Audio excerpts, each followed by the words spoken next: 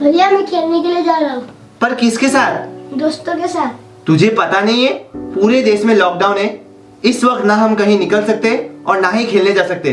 तू चुपचाप घर में बैठ। घर में तो खिलौना ही नहीं है ना, आप मुझे खिलौना ला के दीजिए। यहाँ खाने के लिए राशन नहीं है, किराया भरने के लिए पैसे नहीं है और तू खिलौने की बात कर रहा है। मालकिन किसी भी वक्त घर का किराया लेने आ सकती है, तब मैं उन्हें कहाँ से किराया दूंगा? लॉकडाउन की वजह से मेरा काम भी बंद हो गया और जितना काम किया था उसका पैसा भी अभी तक नहीं मिला। किराया ना देने पर मालकिन हमें किसी भी वक्त घर से बाहर निकाल सकती है, तब हम कहाँ जाएंगे? कौन मदद करेगा हमारी? खिलौने के सपने छोड़ दे, वो हमारी बस की बात नहीं है। अभी हमें कैसे अपना पेट पालना है उसके बारे में सोचना होगा। हाँ आपने सही बोला, अब मैं खेलने नहीं जाऊंगा क्योंकि मेरे सब मजाक उड़ाते हैं, मुझे गरीब गरीब बोलते हैं। क्या? इसलिए तो मैं बोलता हूँ कि गरीबों की जिंदगी आसान नहीं होती। ये अमीरों की दुनिया है, यहाँ गरीबों की कोई जगह नहीं है। फाइनली 3 महीना का राशन सब इकट्ठा हो गया। मेरा मेकअप का सामान और पैसे भी तो नहीं है। आइडिया, गरीबों से पैसे मांगती हूँ जाके, कभी टाइम पे किराया नहीं देते। मुझे ही भिखारी की तरह जाके मांगना पड़ता है। अगर आज उन्होंने किराया नहीं दिया ना, उन्हें धक्के मार के घर से निकाल दूंगी। अभी जाती हूँ उन लोगों के पास। ओए गरीब, घर का किराया दे। तुझे क्या हर महीने आके निमंत्रण देना पड़ता है किराया देने के लिए? खुद नहीं दे सकता? मैम साहब, मैं आपको कहाँ से दूंगा किराया?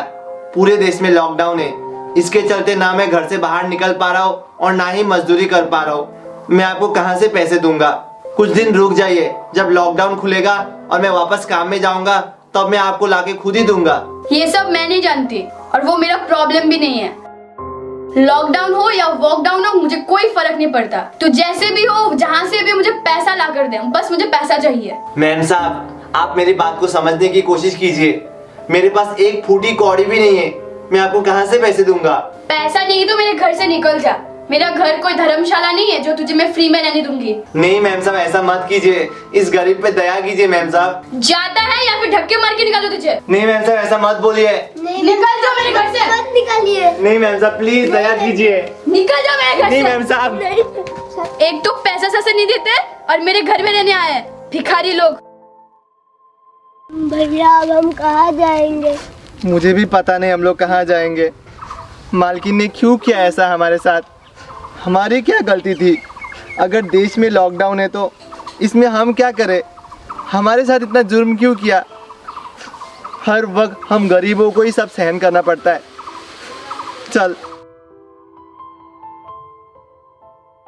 अरे ये दोनों तो स्मिता के घर में रहते थे ना? लॉकडाउन के टाइम में रो रो के कहाँ जा रहे? चल तो जाकर देख के आते हैं। हाँ हाँ चल। ओए तुम दोनों रो रो के कहाँ जा रहे हो? हमें मैम साहब ने घर से बाहर निकाल दिया। पर क्यों? घर का किराया न देने की वजह से। आप खुद ही बोलिए, लॉकडाउन के चलते हम उन्हें कहाँ से पैसे लाके देंगे? वो ऐसा कैसे कर सकती है तुम दोनों के साथ? पूरे देश में आदेश आया कि कोई भी किसी को अपने घर से नहीं निकालेगा। ये उसने बहुत अन्याय किया है तुम दोनों के साथ। तुम चलो हमारे साथ, हम उसे सबक सिखाएंगे। पर कैसे? उन्होंने हमें धक्के मार के घर से निकाला था। तुम घबराओ मत, चलो।